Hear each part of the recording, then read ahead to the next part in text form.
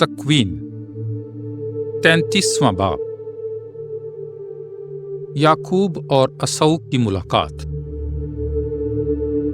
और याकूब ने अपनी आंखें उठाकर नजर की तो देखा कि ईसाऊ और उसके साथ 400 आदमी आ रहे हैं। तब उसने लिया को और राहील को और दोनों लौंडियों को लड़के बांट दिए और लौंडियों को और उनके लड़कों को सबसे आगे रखा और लिया और उसके लड़कों को पीछे और राहील और यूसुफ को सबके पीछे। और वो आप उनके आगे आगे चला और अपने भाई के करीब जाते जाते 7 बार जमीन तक झुका।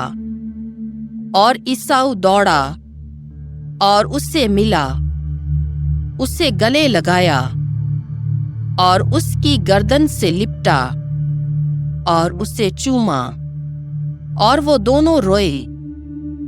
फिर उसने आंखें उठाईं और औरतों और लड़कों को देखा और कहा कि ये तेरे साथ कौन है? वो बोला, लड़के जो खुदा ने अपनी अनायत से तेरे चाकर को दिए। तब लौंडियां और उनके लड़के नजदीक आए और उन्होंने अपने आप को झुकाया। फिर लिया अपने लड़कों के साथ नजदीक आई और उन्होंने अपने आप को झुकाया। आखिर को यूसुफ और राहील पास आए और दोनों झुके। और ईसाऊ ने कहा कि इस अंबो से जो मुझे मिला क्या मुराद है? वो बोला कि अपने आका की नजर में मोरूदे लुत्फ हूं। तब ईसाऊ बोला, मेरे भाई, मेरे पास बहुत है, जो तेरा है अपने ही पास रख। याकूब ने कहा, ऐसा नहीं। अगर मैं तेरी नजर में मकबूल हूं तो मेरा हदिया मेरे हाथ से कबूल कर, क्योंकि मैं तेरे हजूर मकबूल हुआ जिस तरह के खुदा के हजूर, और तू मुझसे राजी हुआ। मेरी बरकत को जो तेरे पास लाई गई है कबूल कर, कि खुदा ने मुझ पर शफकत की है और मेरे पास सब कुछ है। जब उसने बहुत मिन्नत की तब उसने ले लिया और उसने कहा कि आओ कूच करें और चलें, और मैं तेरे साथ चलूंगा।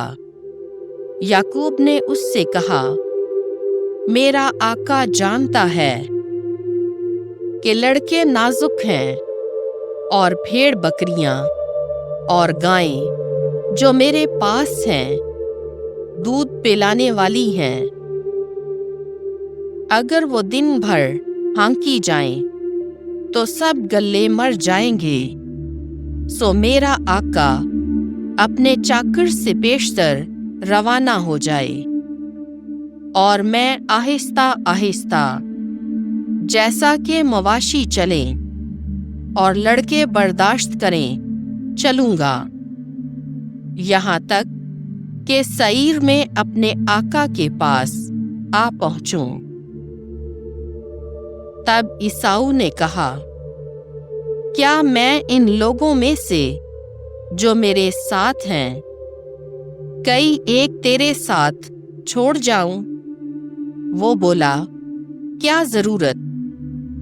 मेरे लिए ये काफी है कि मैं अपने आका का मंजूर नजर हुआ हूं।